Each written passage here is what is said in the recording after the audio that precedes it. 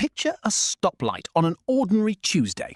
In the left lane sits a brand new blacked-out luxury SUV, the kind with the badge everyone recognises, freshly washed, dealer plates still on. In the right lane, idling next to it, is a 10-year-old Honda with a small dent in the bumper and a coffee cup on the dash. If I asked you which driver was wealthy, you already have an answer. Almost everyone does. And here is the strange part. Across America in 2026, the safer bet, the statistically smarter bet, is the dented Honda. The person in the luxury SUV is far more likely to be drowning. The person in the Honda is far more likely to be free. So how did we arrive at a place where the people who look the richest are often the most broke, while the people quietly building real wealth go out of their way to look like they have nothing? That question is this entire video. My name's Jude. Every week I break down the real mechanics of money instead of the highlight reel.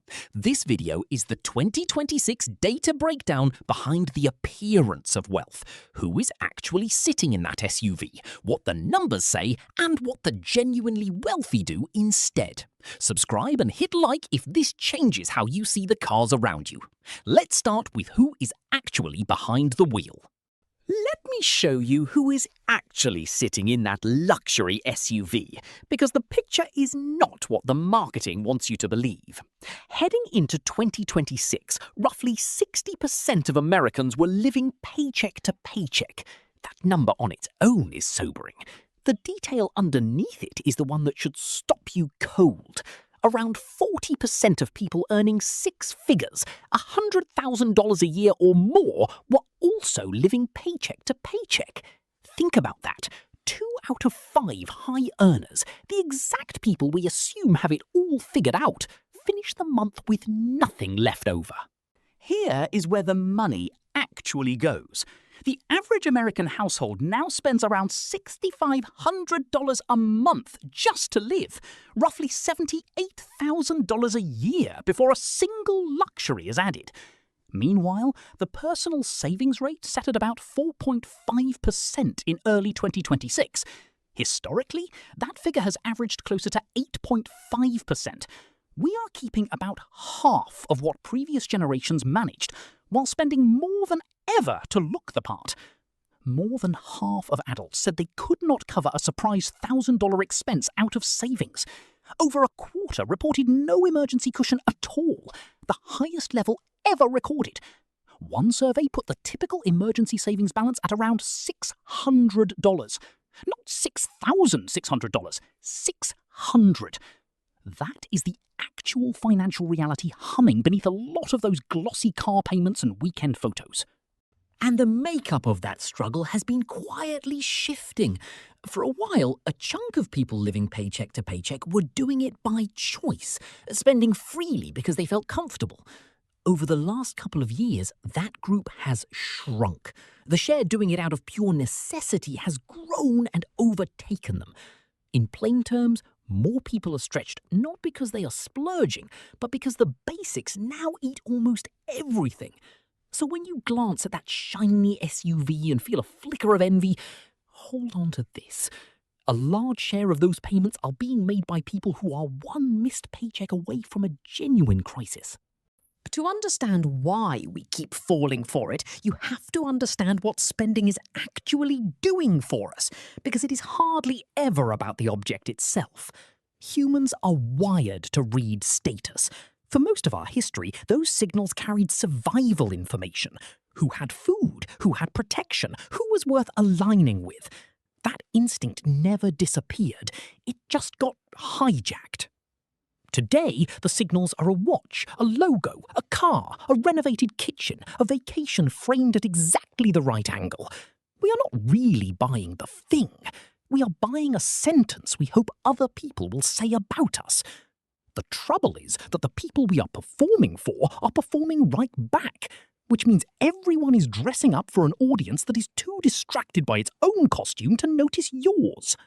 Economists have a blunt word for the cycle this creates, the treadmill. You buy the nicer car, you feel the lift for a few weeks, and then that new car quietly becomes your normal. The lift fades, so you reach for the next upgrade just to feel the same spark again. The scenery never changes because you are running in place.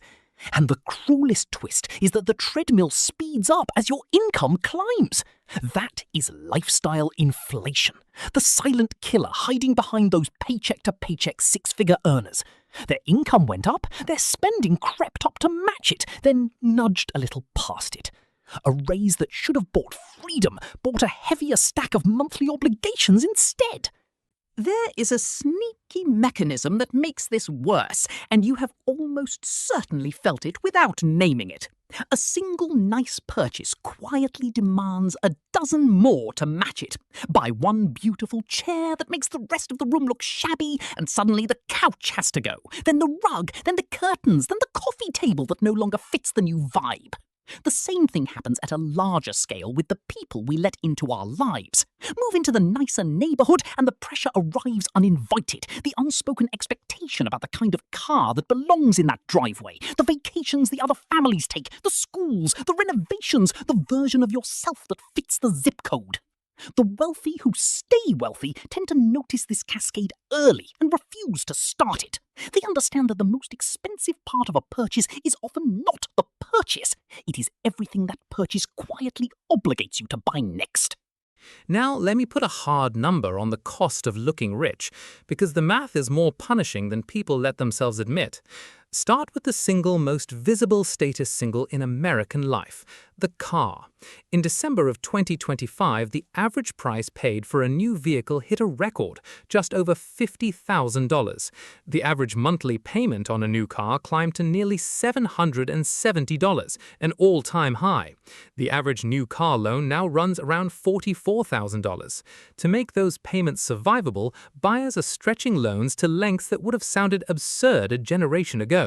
More than a third of new car loans now run longer than 6 years. Nearly 1 in 5 new car loans carries a payment north of $1,000 a month. And most of those $1,000 payments are not for exotic supercars. They are ordinary trucks and family SUVs bought by ordinary people who decided the monthly payment was simply the price of looking like they had arrived. Americans now owe more than $1.67 trillion in auto loan debt. That is not a typo. The car, the thing we treat as the obvious badge of having made it, has quietly become one of the largest anchors dragging households under. The depreciation underneath all of that is the quiet bleed nobody factors in. A new car typically sheds a fifth or more of its value in the first year alone, and a big chunk of the rest over the next 4. So when someone signs an 85-month loan, that is over 7 years of payments, on a machine engineered to lose value the moment you drive it home, there is a long stretch in the middle where they owe more on the car than the car is worth.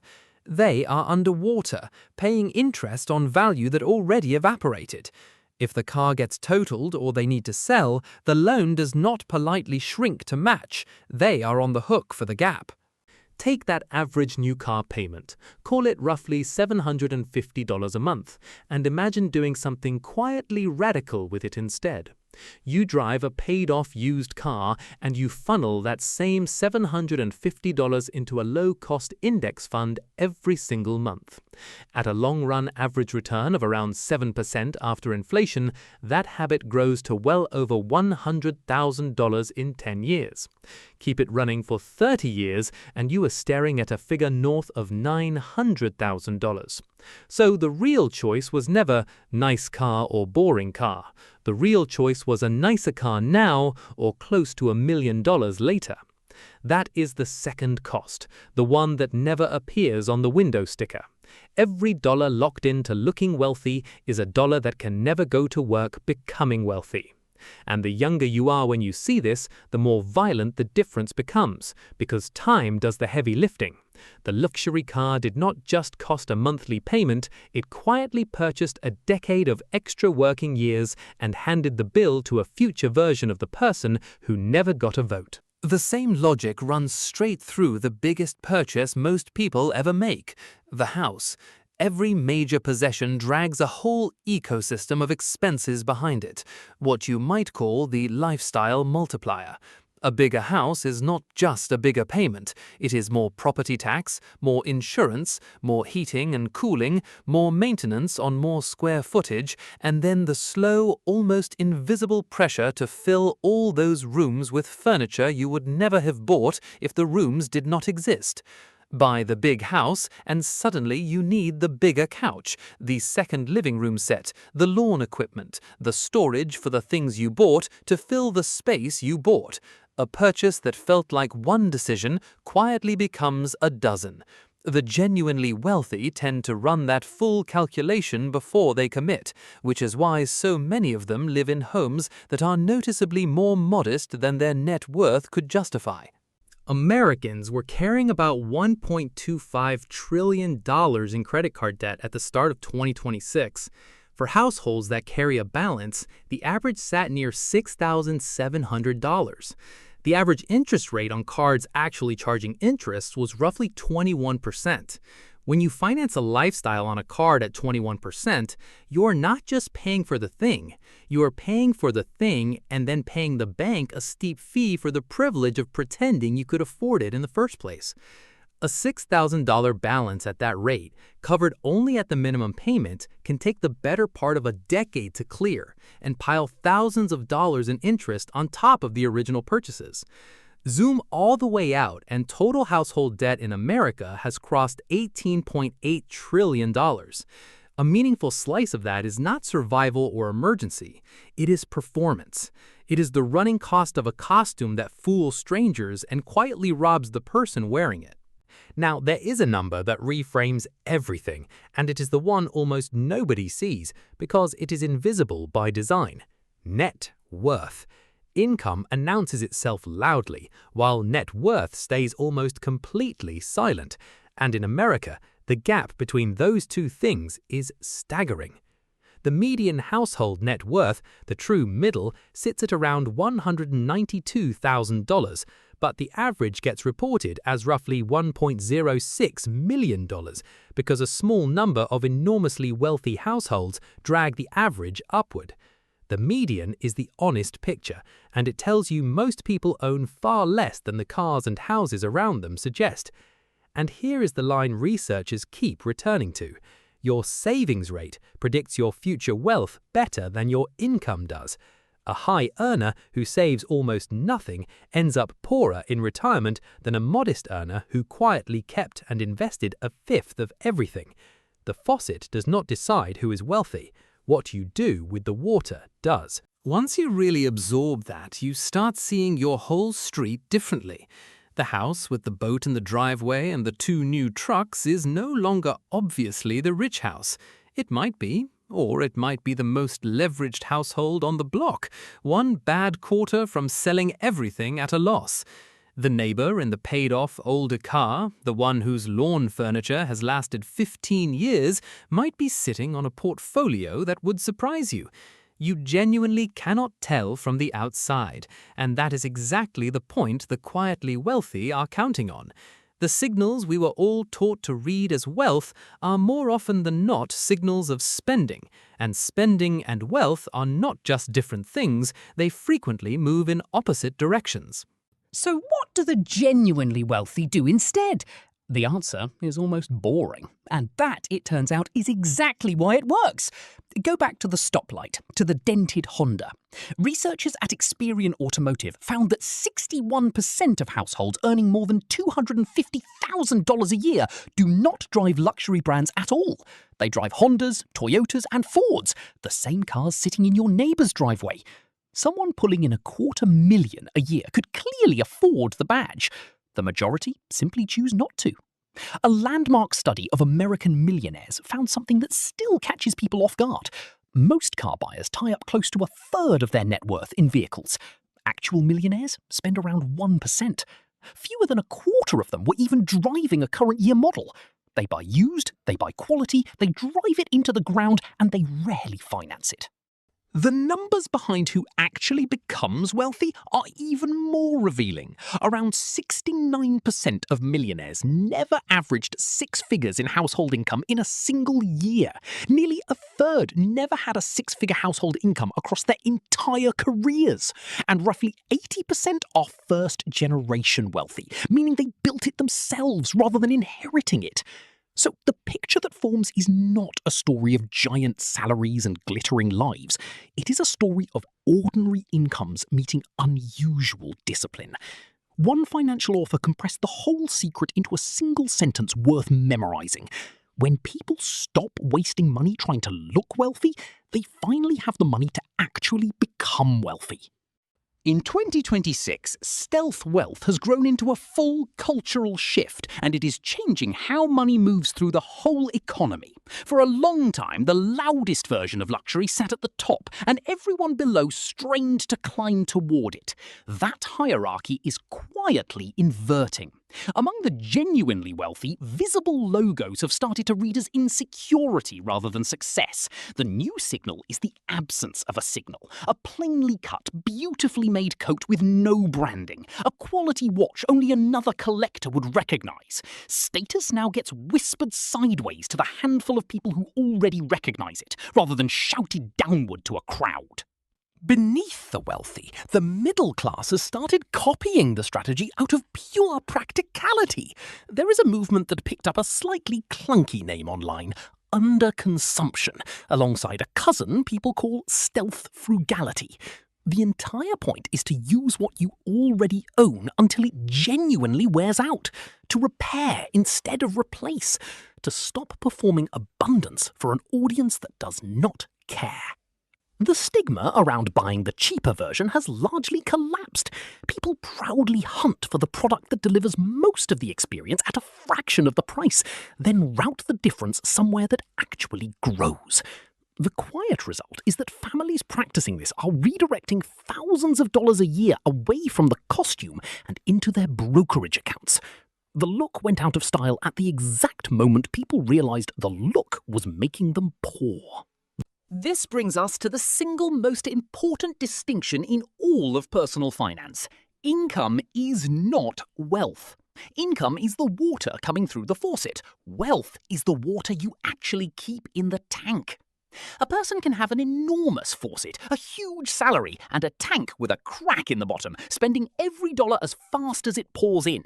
They look rich and own almost nothing. Another person can have a modest faucet, but a sealed tank, keeping and investing a real slice of everything they earn and quietly become the wealthier of the two. The luxury SUV signals a big faucet. It tells you nothing about the tank.